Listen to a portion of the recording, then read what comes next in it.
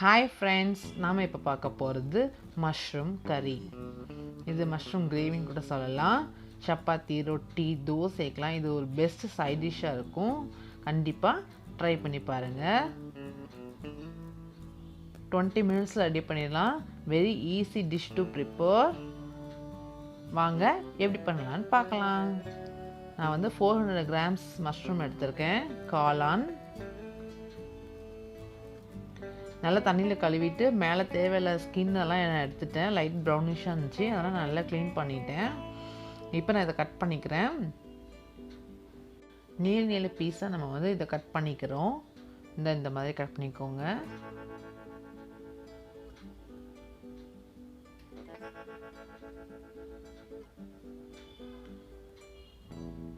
இது தேவையில்லாத வேஸ்ட் எதாவது இருந்தால் நீக்கிடுங்க. இந்த மாதிரி நம்ம எல்லாத்தையும் நீளமாக கட் பண்ணிக்கிறோம். கட் பண்ணியாச்சு. இப்போ ஒரு கடாய் எடுத்துக்கலாம். அதில் கொஞ்சம் ஆயில் வந்து அதிகமாக சேர்த்துக்கிறேன். இந்த மாதிரி கட் பண்ண பீசஸ்லாம் இதுதான். பிளேட்டில் இந்த மாதிரி நான் எடுத்து வச்சுக்கிறேன். ஆயில் ஆட் பண்ணிக்கிறோம். கொஞ்சம் அதிகமாக ஆயில் சேர்த்துக்கிறோம். ஏன்னா மஷ்ரூம் வந்து நம்ம இதில் வந்து லைட்டாக ஃப்ரை பண்ணி எடுக்க போகிறோம். அதனால் கொஞ்சம் அதிகமாக சேர்த்துக்கிறோம். ஆயில் நல்லா சூடானதுக்கப்புறம் நம்ம கட் பண்ணி வச்சுக்க மஷ்ரூமை அதில் ஆட் பண்ணிக்கலாம். இந்த மாதிரி பொரியிற மாதிரி அதை பொரித்து எடுக்க போகிறோம். பட் வந்து மஷ்ரூம்லேருந்து தண்ணி வந்து நிறைய வெளியே வரும். ஸோ என்ன ஆகும்னா, இந்த ஆயிலில் ஃபஸ்ட்டு வந்து மஷ்ரூம் ஹீட் ஆகி வாட்டர்லாம் வெளியே விட்டு அதுக்கப்புறமா ஆயிலில் அது நல்லா ஃப்ரை ஆகும். இப்படின்னு நம்ம கண்டினியூஸாக ஃப்ரை பண்ணிகிட்டே இருக்கணும். இந்த பார்த்திங்களா, தண்ணி வந்துடுச்சு வெளியில். அப்போது நம்ம அதே மாதிரி சேம் இதில் ஃப்ரை பண்ணிகிட்டே இருக்கணும். மஷ்ரூம் இந்த மாதிரி நல்லா ஃப்ரை பண்ணி போட்டிங்கன்னா தான் உங்களுக்கு வந்து நல்ல பாயிலாக இருக்கும், டேஸ்ட்டும் நல்லாயிருக்கும். இல்லைனா ஒரு மாதிரி பச்சை வாடை வந்துடும். ஸோ இந்த மாதிரி ஃப்ரை பண்ணிக்கலாம். இப்போ ஆயிலில் வந்து ஃப்ரை ஆகுது காளான் நல்லா ஃப்ரை ஆகிடுச்சு. கலர் கூட மாறிடுச்சு, பார்த்திங்களா, கலர் சேஞ்ச் ஆகிடுச்சு. நல்லா இப்படி இந்த மாதிரி ஆனதுக்கப்புறம் நம்ம என்ன பண்ணுறோன்னா, அந்த ஆயிலை விட்டுட்டு காளான் மட்டும் தனியாக பிளேட்டில் எடுத்து வச்சுக்கிறோம். பிளேட் எடுத்து வச்சுக்கலாம். இந்த சேம் ஆயில்லையே நம்மகிட்ட இருக்க அந்த ஆயில்லையே வந்து மித்த எல்லாத்தையும் போட்டு ஃப்ரை பண்ணி கிரேவி ரெடி பண்ண போகிறோம். இப்போ வந்து வெங்காயம் இருக்குல்ல, அந்த வெங்காயம் ஒரு 2 வெங்காயம் எடுத்துக்கோங்க. அது அந்த கேரட் துருவலை நல்லா துருவி கிரேட் பண்ணிக்கணும். கிரேட்டட் ஆனியன் இது. நல்லா துருவல் ஆனியன் எடுத்துகிட்டு அது சேம் ஆயிலில் போடணும். அப்போ தான் அந்த டேஸ்ட் ரொம்ப நல்லாயிருக்கும். போட்டு நல்லா ஃப்ரை பண்ணிக்கலாம், வதக்கிக்கலாம். இந்த மாதிரி வந்து வெங்காயம் கொஞ்சம் ப்ரௌனிஷ் ஆகுது வரைக்கும் நம்ம வதக்குறோம்.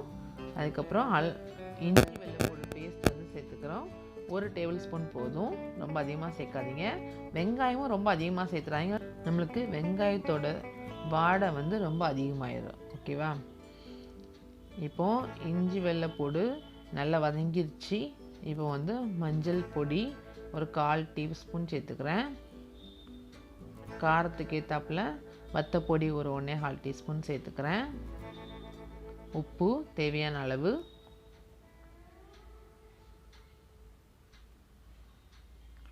கொத்தமல்லி பொடி ஒரு 1-1/2 ஸ்பூன் சேர்த்துக்கோங்க. இதாவது சேர்த்து நல்லா இந்த வந்து எண்ணெயிலே வதக்குறோம். எண்ணெய் கொஞ்சம் கம்மியாயிடுச்சு அப்படின்னா கொஞ்சம் எண்ணெய் சேர்த்துக்கோங்க, ஒன்றும் ப்ராப்ளம் இல்லை.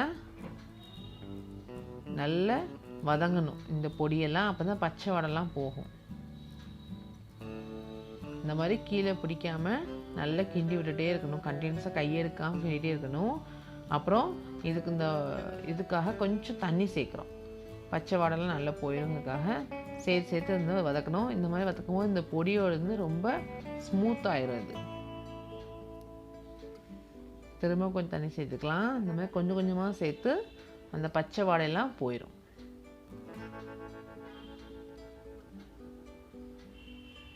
நல்லா வதங்கிடுச்சு.